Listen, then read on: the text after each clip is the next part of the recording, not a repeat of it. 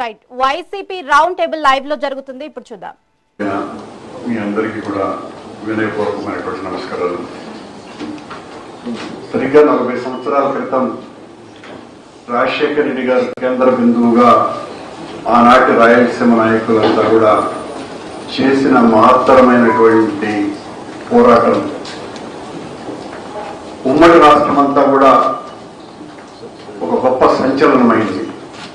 మళ్ళీ వైఎస్ఆర్ కాంగ్రెస్ పార్టీ జగన్మోహన్ రెడ్డి గారి నేతృత్వంలో సజ్జల రామకృష్ణారెడ్డి గారు కేంద్ర బిందువుగా మరో ఉద్యమానికి మనమందరం కూడా ఉద్యుక్తులవ్వటం అన్నది చాలా మంచి శుభ పరిణామం. రాయలసీమ విషయంలో ఇప్పుడు కొత్తగా ప్రకాశం, నెల్లూరు జిల్లాలు కూడా కలవటం అన్నది ముదావహం. ఈ రోజున నెల్లూరులో ఈ సమావేశాన్ని జరపటం అన్నది కూడా ఒక చక్కటి పరిణామం. మనమందరం కూడా మొట్టమొదట ఉద్యమాలు చేయాలని అనుకుంటే మనకు మన నీటి రంగం యొక్క విషయ పరిజ్ఞానం అన్నది చాలా అవసరం. ఇక్కడ నేను ఎవరిని తప్పుపట్టడానికి కాదు, మనం అవగాహన పెంచుకోవాల్సినటువంటి అవసరం చాలా ఉన్నది. ఇది మామూలు రాజకీయ పరిభాషకు సంబంధించిన అంశం కాదు. లోతైనటువంటి పరిశోధన చేసి మనకు మన జిల్లాలలో ఉన్నటువంటి, మన కాన్స్టిట్యున్సీస్ లో ఉన్నటువంటి చెరువులు, నీటి కుంటల సంఖ్య కూడా చాలా మందికి అవగాహన ఉండదు. దాని మీద మనం సమగ్రమైనటువంటి సమాచారాన్ని తీసుకొని తద్వారా మనం చేయబోయేటువంటి ఈ పోరాటం రాయలసీమ ప్రజలకు మేలు చేసేదే కాకుండా దానితో పాటు సమాంతరంగా మన పార్టీకి ఎనలేనటువంటి పేరు ప్రఖ్యాతులు తెచ్చేటువంటి అంశంగా మనమందరం కూడా గమనంలోకి తీసుకోవాలి. దాంతో పాటు ఆ పోరాటంలో భాగస్వాములయ్యేటువంటి వాళ్ళకందరికీ కూడా వ్యక్తిగతంగా కూడా మంచి పేరు వచ్చేటువంటి అవకాశం కూడా ఉన్నది. మీరు అంత చక్కగా అవగాహన చేసుకున్నారు, ఎంత చక్కగా పోరాడుతున్నారు.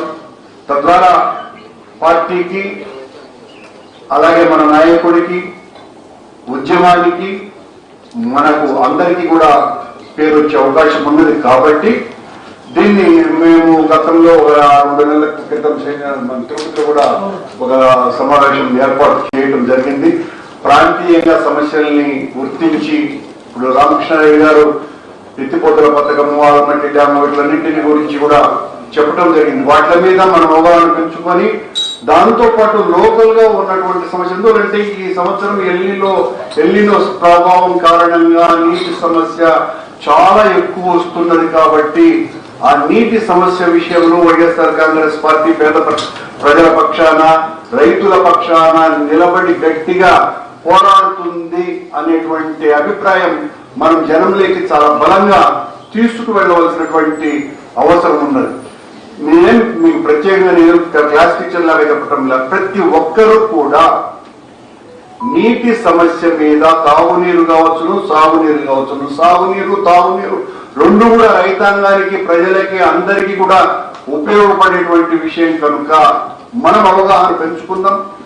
దాంతో పాటు ఇది ఏదో మామూలు సమావేశాలతో మనం నిలిపివేయకుండా ఓ అలజడి, ఆ పదం అభ్యంతరకారమో కాదో నాకు తెలియదు కానీ అలజడి అన్నది చాలా అవసరం.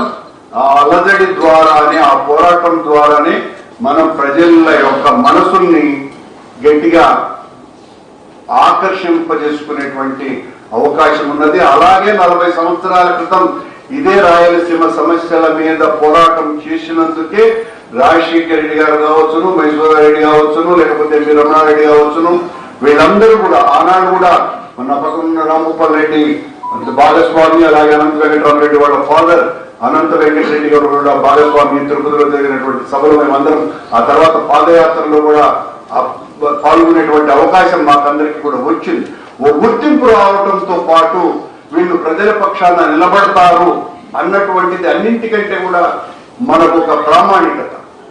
కనుక ఏ రకమైనటువంటి పోరాటం చేద్దాం, గతంలో కూడా రామకృష్ణారెడ్డి గారు మేమందరం కూర్చున్నప్పుడు దాని మీద ఒక ప్రాథమికమైనటువంటి చర్చ చేయటం జరిగింది. దాన్ని కొనసాగింపుగా ఈ సమావేశంలో వక్తలందరూ కూడా చెప్పగలిగితే బాగుంటుందని నా అభిప్రాయాన్ని వ్యక్తీకరిస్తూ సెలవు.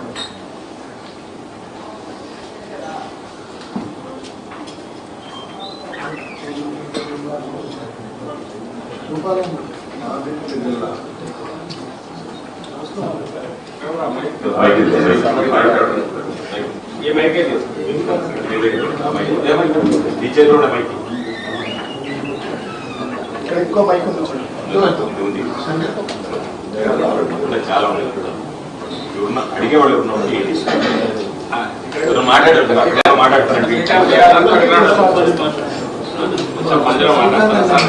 అక్కడ అడిగే వాళ్ళు చేయి